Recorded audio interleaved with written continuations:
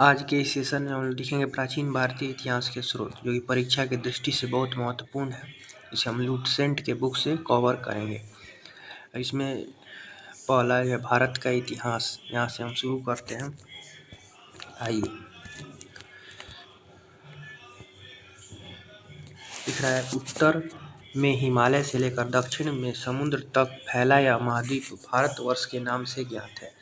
क्या इस नाम से ज्ञात है? भारतवर्ष के नाम से ज्ञात है, जिसे महाकाव्य तथा पुराणों में भारतवर्ष अर्थात भरतों का देश कहा गया है। यहाँ निवासी को भारतीय अर्थात भरत की संतान कहा जाता है। भरत एक प्राचीन कबीले उत्तर पश्चिम में रहने वाले लोगों का एक समूह का नाम था। इसका उल्लेख ऋग्वेद में भी मिलता है। बाद में इसका उपयोग देश के लिए किया जाने लगा। और प्राचीन भारतीय अपने देश में जम्बू द्वीप अर्थात जम्मू यानी जामुन वृक्षों का द्वीप कहते थे। प्राचीन ईरानी से सिंधु या नदी के नाम से जोड़ते थे, जिसे वे सिंधु न कहकर हिंदू कहते थे। यानी प्राचीन जो सिंधु नदी के नाम से जोड़ते थे, सिंधु न कहकर के हिंदू कहते थे। यही नाम फिर पूरे पश्चिम में फैल गया और पूरे देश में इसी एक नदी के नाम से जाना जाने लगा। यूनानी इसे यूनानी क्या कहते हैं? इंदे। और अरबी इसे हिंद कहते हैं। यूनानी हिंदुस्तान को क्या कहते हैं? इंदे। और अरबी हिंद कहते थे। और मध्यकाल में इस देश को हिंदुस्तान कहा जाने लगा। किस काल में हिंदुस्तान कहा जाने लगा? तो मध्यकाल में हिंदुस्तान कहा जाने लगा। यह शब्द भी फारसी शब्द हिंदू से लिया गया है। कहाँ से लिया गया? तो फारसी शब्द हिंदू से लिया गया है। यूनानी भाषा में इंदे के आधार पर अंग्रेज इसे इंडियन कहने लगे। सिंध में पर्वत श्रृंखला देश की उत्तर और दक्षिण दो भागों में बांटी है। उत्तर में इंडो यूरोपीय परिवार की भाषाएं बोली जाती है और दक्षिण में द्रविड़ परिवार और उत्तर में इंडो यूरोपीय की भाषा बोली जाती है। बोली का बहुमत है। भारत में जनसंख्या का निर्माण इस प्रमुख नस्लों के लोगों से मिश्रण से हुआ है। वे इस प्रकार हैं: प्रोटो एस्ट्रोलॉयड, पोलियो मेडिटेरियन और कॉकेशन, निग्रोटस और मंगोलाइट्स। भारतीय इतिहास में के अध्ययन से सुविधा के लिए 3 भागों में बांटा गया: प्राचीन भारत, मध्यकालीन भारत एवं आधुनिक भारत। सबसे पहले इतिहास को 3 भागों में बांटने का श्रेय जर्मन इतिहासकार क्राफ्टसेलियस, क्या नाम है इनका? तो क्रिस्टोफ सेलियस 1673 से 1707 AD को है। यानी 1673 से 1607 AD को जाता है। अब आइए प्राचीन भारत में प्राचीन भारतीय इतिहास के स्रोत। इसमें हम प्राचीन भारतीय इतिहास के विषय में जानकारी मुख्य 4 स्रोतों से प्राप्त होती है। कौन कौन से? तो धर्म ग्रंथ, ऐतिहासिक ग्रंथ, वैदिक विदेशियों के विवरण व पुरातात्विक संबंधी साक्ष्य। अब आते हैं धर्म ग्रंथ एवं ऐतिहासिक ग्रंथ से मिलने वाले महत्वपूर्ण जानकारी। भारत का सर्वप्रथम धर्म ग्रंथ वेद है। सर्वप्रथम धर्म ग्रंथ कौन है? तो वेद है। इसके संकलनकर्ता महर्षि कृष्णद्वैपायन वेद व्यास को माना जाता है। वेद वसुदेव कुटुम्बकम। वेद किसका कहता है? तो वसुदेव कुटुम्बकम कहता है। वेद वसुदेव कुटुम्बकम का उपदेश देता है। भारतीय परंपरा वेदों को नित्य तथा अपौरुषेय बताती है। वेद 4 हैं: ऋग्वेद, यजुर्वेद, सामवेद एवं अथर्ववेद। इन 4 वेदों को संहिता कहा जाता है। चारों वेदों को सम्मिलित रूप से क्या कहा जाता है? संहिता कहा जाता है। अब आगे आते हैं ऋग्वेद में। ऋग्वेद के क्रमबद्ध ज्ञान के संग्रह को ऋग्वेद कहा जाता है। इसमें 10 मंडल और 1028 सूक्त हैं। ऋग्वेद में 10 मंडल है, 1028 सूक्त है। वाल्मीकि पाठ में 11 सूक्तों सहित एवं 10,462 ऋचाएँ हैं। 10,462 ऋचाएँ हैं। इस वेद में ऋचाओं को पढ़ने वाले ऋषि को होत्रु कहते हैं। होत्रु किसे कहते हैं? ऋग्वेद पढ़ने वाले को होत्रु कहते हैं। इस वेद में आर्य के राजनीतिक प्रणाली, इतिहास एवं ईश्वर की महिमा के बारे में जानकारी मिलती है। ईश्वर की महिमा में के बारे में जानकारी मिलती है। और विश्वामित्र द्वारा रचित ऋग्वेद में तीसरे मंडल में सूर्य देवता सावित्री की को समर्पित प्रसिद्ध गायत्री मंत्र है। इसके किसमें है? तीसरे मंडल में सूर्य देवता को समर्पित है गायत्री मंत्र समर्पित है जिसमें 9वें मंडल में देवता सोम का उल्लेख है। और 9वें मंडल में क्या है? तो देवता सोम का उल्लेख इसमें तो ऋग्वेद में। इसके 8वें मंडल में हस्तलिखित ऋचाओं से लिख कहा गया है। हस्त ऋचाओं से लिख खील कहा गया है। इसकी जो 8वें मंडल है उसमें हस्तलिखित ऋचाएँ हैं, इसे क्या कहा गया है? तो खील कहा गया है। ऋग्वेद का सबसे बड़ा 10वां मंडल है। कौन सा? ऋग्वेद का सबसे बड़ा मंडल कौन है? तो 10वां मंडल। और नदी स्मृति सूक्त नदियों का प्रशंसा। नदी सूक्त का मतलब क्या होता है? श्रुति मतलब क्या होता है? नदियों की प्रशंसा। और पुरुष सूक्त में क्या कहा गया है? तो पुरुष सूक्त में कहा गया है वैदिक समाज शास्त्र। पुरुष सूक्त में क्या है? तो वैदिक समाज शास्त्र है। और नासदीय देखते हैं क्या है? तो नासदीय जो है सूक्त है जिसमें ब्राह्मण के सृजन के संबंध विभिन्न समूह का बताया गया है। ब्राह्मण के संबंधी विभिन्न समुदाय है। सूर्य सूक्त क्या कहता है? तो विवाह श्लोक आदि सम्मिलित है। चतुर्वेद समाज की संकल्पना का आदि स्रोत ऋग्वेद के 10वें मंडल में वर्णित है। पुरुष सूक्त है जिसके अनुसार 4 वर्ण पुरुष सूक्त के अनुसार 4 वर्ण है: ब्राह्मण, क्षत्रिय, वैश्य एवं शूद्र। यदि पुरुष ब्रह्मा के मुख, भुजाएं, जंघाएं और चरण से उत्पन्न हुए हैं। नोट: धर्म सूत्र 4 प्रमुख जातियों से विभक्त से बना है। धर्म सूत्र जो है 4 प्रमुख जातियों के स्थिति, व्यवसायों, दायित्वों, कर्तव्यों तथा विशेषताओं को स्पष्ट विभेद करता है। ऋग्वेद में कई परिच्छेदों में प्रयुक्त अघन्या जिसका वध नहीं किया जा सके, ये संबंध गाय से। अघन्या का संबंध किससे है? तो गाय से है। ऋग्वेद में ब्रह्मा का उल्लेख तो है किंतु आत्मा का नहीं। ऋग्वेद में ब्रह्मा का उल्लेख है लेकिन आत्मा का उल्लेख नहीं है। आते हैं ईसा पूर्व एवं ईस्वी। देखते हैं ईसा पूर्व ईस्वी क्या होता है। वर्तमान में प्रचलित ग्रेगोरियन कैलेंडर, ईसाई कैलेंडर, यूलियन कैलेंडर ईसाई धर्मगुरु ईसा मसीह के जन्म वर्ष कल्पनित पर आधारित है। ईसा मसीह के जन्म से पहले के समय को ईसा पूर्व यानी BC, before the birth of Jesus Christ कहा जाता है। ईसा पूर्व के वर्षों को गिनती उल्टी दिशा में होती है। जैसे महात्मा बुद्ध का जन्म 563 ईसा पूर्व एवं मृत्यु 483 ईसा पूर्व में हुआ। यानी ईसा मसीह के जन्म के 563 वर्ष पूर्व महात्मा बुद्ध का जन्म एवं 483 ईसा पूर्व मृत्यु हुई। ईसा मसीह के जन्म तिथि से आरंभ हुआ सन ईस्वी सन कहलाता है। इसके लिए संक्षेप में ईस्वी लिखा जाता है। ईस्वी को लैटिन भाषा के शब्द AD में से भी लिखा जाता है। AD यानी एनो डोमिनी, जिसका अर्थ है in the year of Lord. Winston author Smith ने प्राचीन भारत का पहला सुव्यवस्थित इतिहास विस्टन ऑथर स्मिथ ने प्राचीन भारत का पहला सुव्यवस्थित इतिहास early history of India early history of India 1904 में तैयार किया था। सुव्यवस्थित इतिहास पहली बार किसने तैयार किया था? तो विंसेंट ऑथर ने 1904 में तैयार किया था, जिसमें क्रमबद्ध लिखा होता है। अर्ली हिस्ट्री ऑफ इंडिया नाम था जिसका। इस पुस्तक में 3/3 भाग में केवल सिकंदर का आक्रमण, इसमें 1/3 भाग में केवल किसका है? तो सिकंदर का आक्रमण लिखाया गया। अर्ली हिस्ट्री ऑफ इंडिया जो 1904 में आया था। इसमें भारत के स्वेच्छाचारी शासक वाला देश कहा गया। इसमें क्या कहा गया? भारत को स्वेच्छाचारी वाला देश कहा गया है। इसे ब्रिटिश शासक की स्थापना से पहले सभी राजनीतिक एकता का अनुभव नहीं हुआ था।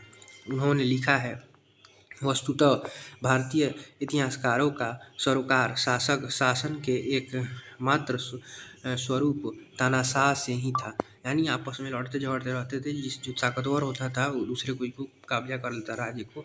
सभी लड़ते झगड़ते रहते थे। वह लिखा है, वामन अवतार के 3 पगों की व्याख्या का प्राचीनतम स्रोत ऋग्वेद में है। ऋग्वेद में और क्या है? तो वामन अवतार के बारे में भी लिखा था। वामन अवतार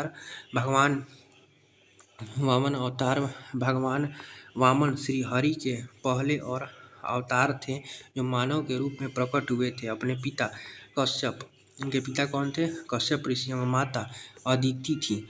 वे बौने ब्राह्मण के रूप में जन्मे थे। भगवान विष्णु के अनुसार वामन अवतार का उद्देश्य भगवान विष्णु द्वारा इंद्र के पुनः स्वर्गलोक पर अधिकार दिलाना था। वामन भगवान को दक्षिण भारत में उपेंद्र के नाम से जाना, दक्षिण भारत में वामन अवतार किस नाम से जाना जाता है? उपेंद्र के नाम से जाना जाता है। ऋग्वेद में इंद्र के लिए 250 तथा अग्नि के लिए 200 ऋचाएँ हैं। यानी ऋग्वेद में इंद्र के लिए 250 और अग्नि के लिए 200 ऋचाएँ। अग्नि के लिए 200, इंद्र के लिए 250 ऋचाएँ हैं। प्राचीन इतिहास में साधन के रूप में वैदिक साहित्य में ऋग्वेद के बाद शतपथ ब्राह्मण का स्थान है। ऋग्वेद के बाद किसका स्थान है? तो शतपथ ब्राह्मण का।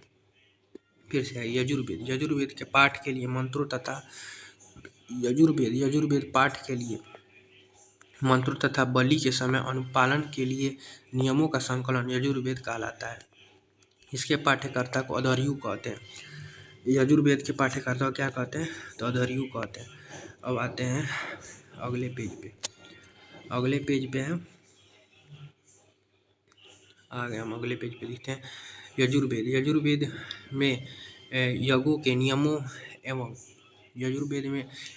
नियमों एवं विधानों का संकलन मिलता है। इसमें बलिदान विधि का भी वर्णन है। इसमें किस विधि का बलिदान है?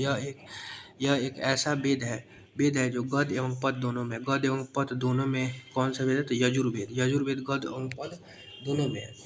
इसमें पूछ सकता है कौन सा ऐसा वेद है गद्य और पद जो दोनों में है? तो यजुर्वेद। उसके बाद देखिए सामवेद आता है। सामवेद, साम का शाब्दिक अर्थ है गान। साम का शाब्दिक अर्थ क्या है? गान है। यह वेद मुख्यतः यज्ञों के अवसर पर गाए जाने वाले मंत्रों का संकलन है। मंत्रों का यह संकलन था, अवसर पर गाया जाता है। पाठ्यकर्ता को क्या कहते हैं? तो उद्रातु कहते हैं। यानी जो यजुर्वेद है इसके पाठ्यकर्ता को अद्रातु कहते हैं। इसका संकलन ऋग्वेद पर आधारित है, जिसके 1810 सूक्त हैं और प्रायः ऋग्वेद से लिए गए हैं। इसे भारतीय संगीत का जनक कहा जाता है। भारतीय संगीत का जनक किसे कहा जाता है? तो यजुर्वेद को। यजुर्वेद तथा सामवेद में किसी भी विशिष्ट ऐतिहासिक घटना का वर्णन नहीं है। यजुर्वेद और सामवेद दोनों में किसी विशिष्ट ऐतिहासिक घटना का वर्णन देखने को नहीं मिलता है। अब आते हैं अथर्ववेद पर। अथर्ववेद अर्थात ऋषि द्वारा रचित इस वेद में कुल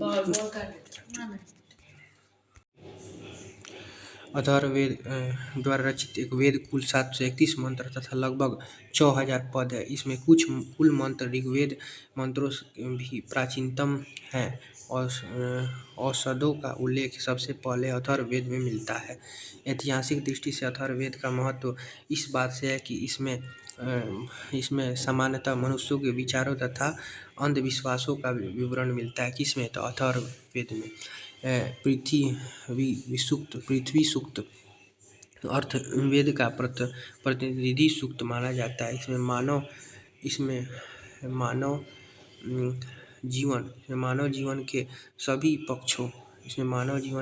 पक्षों गृह निर्माण, कृषि एवं उन्नति, व्यापारिक मार्गों का गहन खोज, रोग निवारण, संबंध, विवाह तथा प्रणय गीतों, राजशक्ति, राजा के चुनाव, बहुत से वनस्पतियों एवं औषधियों, शांत वशीकरण, श्राप वशीकरण, प्रायश्चित, मातृभूमि महात्म्य आदि का विवरण दिया जाता है। कुछ मंत्रों में जादू टोना का भी वर्णन है। अथर्ववेद में परीक्षित को कुरुओं का राजा, अथर्ववेद में परीक्षित को क्या कहा गया? तो कुरुओं का राजा कहा गया तथा कुरु देश की समृद्धि का अच्छा चित्रण किया गया, यानी कुरु देश को समृद्ध बताया गया है। इसमें सभा एवं समिति को प्रजापति की 2 पुत्रियां कहा गया।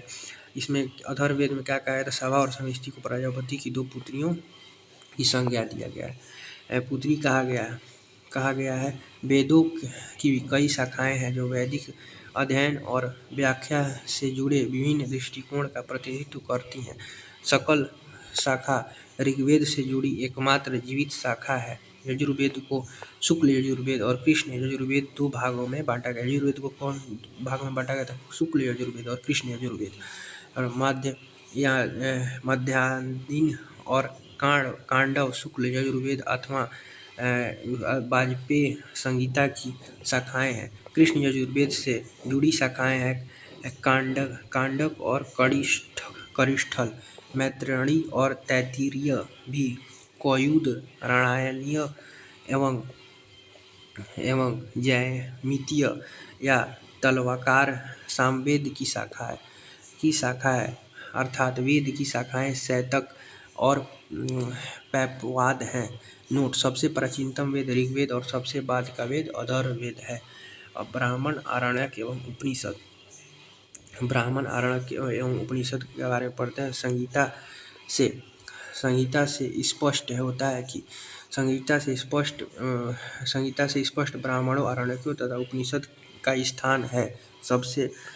इनसे उत्तर वैदिक कालीन समाज एवं संस्कृति के विषय में जानकारी प्राप्त होती है। ब्राह्मण ग्रंथ वैदिक संहिताओं की व्याख्या करने के लिए गद्य में लिखा गया है। प्रत्येक संहिता के लिए अलग अलग ब्राह्मण ग्रंथ हैं, जिसे सारणी में दिया गया है। आइए एक बार सारणी को भी देख लेते हैं। ऋग्वेद का होता है ऐत्रेय और कौशिकी। यजुर्वेद का तैत्तिरीय और शतपथ। सामवेद का पंचविंश और अथर्ववेद का गोपथ है। इन वेदों के ग्रंथों में हमें परीक्षित के बाद और बिंबिसार के पूर्व की घटनाओं का ज्ञान प्राप्त होता है। इसमें परीक्षित के बाद और बिंबिसार के पहले का ज्ञान कहाँ से प्राप्त हो जाता है? इन्हीं से प्राप्त हो जाता है। ऐत्रेय में राज अभिषेक के नियम एवं कुछ प्राचीन राजाओं के नाम दिए गए हैं। शतपथ में गंधार, शल्प, कैकेय, कुरु, पांचाल, कौशल, विदेह आदि राजाओं का उल्लेख मिलता है। वैदिक साहित्य में ऋग्वेद के बाद शतपथ ब्राह्मण का स्थान है। आरण्यक में यज्ञ से जुड़े कर्मकांड की दार्शनिक और प्रतीकात्मक अभिव्यक्ति है। अब इसके आगे देखें, पार्ट 2 में हम लोग इसके बारे में देखेंगे। आज कुछ देख लेते हैं, उसके बाद आगे चलते हैं। यहाँ पे उपनिषद संख्या 108 है। जिसमें से 13 को उपनिषद की संख्या कितनी है? तो 108 है। इसमें से 13 को मूलभूत उपनिषदों 13 को क्या किया? तो मूलभूत उपनिषद में रखा गया। कितने को? तो 13 को मूलभूत उपनिषदों की श्रेणी में रखा गया। इसमें से यज्ञ से जुड़े दार्शनिक विचार, शरीर, ब्रह्मांड, आत्मा तथा ब्रह्मा की व्याख्या की गई है। और स्त्री को सर्वाधिक गिरी हुई दृष्टि से मैत्रेयी संहिता से प्राप्त होती है। इसमें जुआ, शराब और की भांति स्त्री को भी पुरुष का तीसरा एक दोष बताया गया है। जुआ, शराब के भांति स्त्री का दोष इसे भी बताया जाता है। मुख्य दो दोष के इसको भी बताया गया। शतपथ ब्राह्मण में स्त्री के पुरुष की अर्धांगिनी। शतपथ ब्राह्मण में क्या कहा है? तो स्त्री को पुरुष को जो शतपथ ब्राह्मण में स्त्री को पुरुष की अर्धांगिनी बताया गया है। और ज्वाला उपनिषद में चारों आश्रमों का उल्लेख मिलता है। यानी स्मृति ग्रंथ में सबसे प्राचीन एवं प्रामाणिक मनुस्मृति मानी जाती है। स्मृति ग्रंथ में कौन है? मनुस्मृति सबसे प्रामाणिक मानी जाती है। यही सुकाल का मानव ग्रंथ है। नारद स्मृति गुप्त युग के विषय की जानकारी प्राप्त। नारद स्मृति को क्या करते हैं? तो गुप्त समय की जानकारी प्राप्त करता है। और फिर देखेंगे वेदांग एवं सूक्त। वेदों के भली भांति समझने के लिए 6 वेदांगों की रचना हुई। ये है शिक्षा यानी शुद्ध उच्चारण शास्त्र, कल्प यानी कर्मकांडीय विधि, निरुद्ध मन शब्दों की उपयुक्त का ज्ञान और व्याकरण, छंद व ज्योतिष। वैदिक साहित्य को अक्षुण्ण बनाए रखने के लिए सूक्त साहित्य का प्रणयन किया गया। श्वेत, गृह तथा धर्म सूक्त के अध्ययन से हमें यज्ञ विधि विधान, कर्मकांडों तथा राजनीतिक विधि एवं व्यापार से संबंधी महत्वपूर्ण बातों का ज्ञान करते हैं। प्रमुख सूतकों में गौतम, बोधायन, आपस्तम्ब, वशिष्ठ आदि के नाम विशेष रूप से उल्लेखित हैं। सूतों में गौतम धर्म सूत्र सबसे प्राचीन माना जाता है। अब पुराण कहता है, भारतीय इतिहास कथाओं का सबसे अच्छा क्रमबद्ध सबसे अच्छा क्रमबद्ध विवरण पुराणों में मिलता है। इसके रचयिता लोमहर्ष अर्थात इसके पुत्र उग्रश्रवा माने जाते हैं। लोमहर्ष के पुत्र उग्रश्रवा इसके माने जाते हैं। इसकी संख्या 18 है, जिनमें से केवल 5 मत्स्य, वायु, विष्णु और ब्राह्मण एवं भगवान से ही राजाओं की वंशावली पाई जाती है। यहाँ पे देखिए पुराण विष्णु पुराण, मौर्य वंश, मत्स्य पुराण, आद्र सातवाहन और वायु पुराण गुप्त वंश। अब आइए मिला है फिर नोट में देखिए पुराणों के मत्स्य पुराण सबसे प्राचीनतम एवं प्रमाणित है। मत्स्य पुराण क्या है तो सबसे प्राचीनतम और प्रमाणित माना जाता है। अधिकतर पुराण सरल संस्कृत श्लोक में लिखे गए हैं। अधिकतर पुराण या सरल संस्कृत श्लोक में लिखे हैं। स्त्रियां तथा शूद्र इनके वेद पढ़ने की अनुमति नहीं थी, वे भी पुराण सुन सकते थे। पुराणों का पाठ पुजारी मंदिर में किया करते थे। सामाजिक एवं सांस्कृतिक दृष्टि से अग्नि पुराण का काफ़ी महत्व है। सामाजिक और सांस्कृतिक दृष्टिकोण से किसका अधिक महत्व है तो अग्नि पुराण का, जिससे राजतंत्र के साथ साथ कृषि संबंधी विवरण भी दिया गया है। इसमें राजतंत्र के साथ साथ कृषि संबंधी विवरण भी दिया गया है। उपनिषद की रचना में पुराणों से पहले हुई थी, तो उपनिषद की रचना पुराणों से पहले हुई थी कह रहा है। अब बौद्ध जैन एवं अन्य साहित्य, अब बौद्ध जैन को भी देख लेते हैं। बौद्ध जैन एवं अन्य साहित्य में जातक में बुद्ध की पूर्व जन्म की कहानी वर्णित है। जातक में क्या है तो बुद्ध जन्म की पूर्व कहानी वर्णित है जातक में। हीनयान एवं का प्रमुख ग्रंथ कथावस्तु। हीनयान का प्रमुख ग्रंथ कौन है तो कथावस्तु, जिसमें महात्मा बुद्ध के जीवन चरित्र अनेक कथाओं के साथ वर्णित है। जैन साहित्य जो आगम कहा जाता है, जैन धर्म का प्रारंभिक इतिहास कल्पसूत्र से ज्ञात है। प्रारंभिक इतिहास किससे ज्ञात होता है तो कल्पसूत्र से जैन धर्म का ज्ञात होता है। जैन ग्रंथ भगवती सूत्र में महावीर के जीवन कृत्यों तथा अन्य समकालिकों के साथ उनके संबंधों का विवरण मिलता है। अर्थशास्त्र के लेखक चाणक्य, कौटिल्य तथा विष्णुगुप्त हैं। चाणक्य का ही दोनों का नाम है कौटिल्य और विष्णुगुप्त। यह इतिहास की जानकारी मिलती है। ये 15 अधिकरणों एवं 180 प्रकरणों में विभाजित है। किसमें तो 15 अधिकरण है, 180 प्रकरणों में विभाजित है। इसमें मौर्यकालीन इतिहास की जानकारी प्राप्त होती है। अनुवाद साम शास्त्र, संस्कृत संहिता में ऐतिहासिक घटनाओं का क्रमबद्ध लिखने का सर्वप्रथम प्रयास कलहड़ के द्वारा किया गया था। तो कहने का मतलब इतिहास की जानकारी प्राप्त होती है। अनुवाद साम शास्त्रीय है और संस्कृत साहित्य में ऐतिहासिक घटनाओं का क्रमबद्ध लिखने का जो सर्वप्रथम प्रयास जो है कलहड़ के द्वारा किया गया था। कलहड़ द्वारा रचित कौन है पुस्तक है राजतरंगिणी, यानी राजाओं की नदी है। इस ग्रंथ में 8 स्वर्ग हैं, जिसमें तरंगों की संज्ञा दी गई है। इससे प्रारंभ से लेकर 12वीं सदी तक के कश्मीर के शासकों का वर्णन है। इसमें 12वीं सदी तक के कश्मीर शासक का वर्णन मिलता है। किसमें तो राजतरंगिणी में, जो कलहड़ के द्वारा लिखा गया है। अरबों की सिंध विजय का वृतांत चर्चनामा, यानी लेखक अली अहमद, चर्चनामा के लेखक कौन है तो अली अहमद में सुरक्षित है। अली अहमद चर्चनामा के द्वारा किसके बारे में हमें ज्ञात होती है तो अरबों पर सिंध विजय का बारे में ज्ञात होती है। चलिए अगले पेज पे चलते हैं। अगला पेज हम लोग का ये है। इस पेज में हम लोग थोड़ा सा देखेंगे और पार्ट 2 में देखेंगे। हम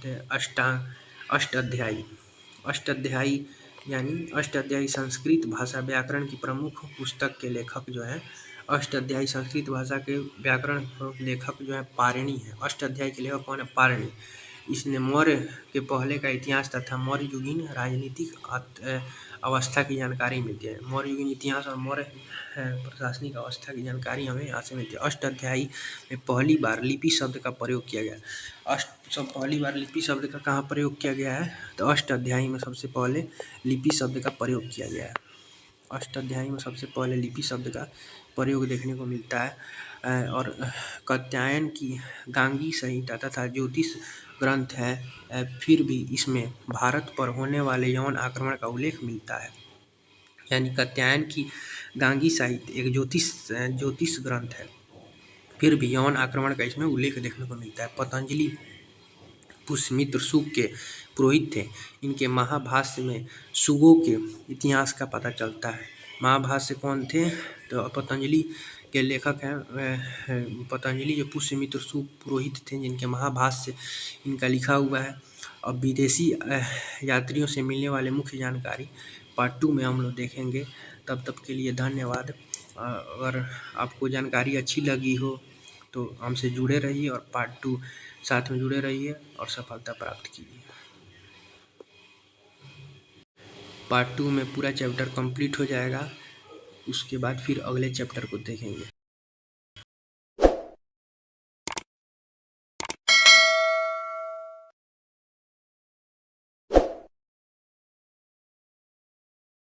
हमने आपकी परीक्षा की तैयारी को उत्कृष्ट बनाने के लिए डिस्क्रिप्शन लिंक में ज़रूरी नोट्स जोड़ दिए हैं। उन्हें प्राप्त करने के लिए अभी क्लिक करें। अगले वीडियो के लिए सब्सक्राइब करें।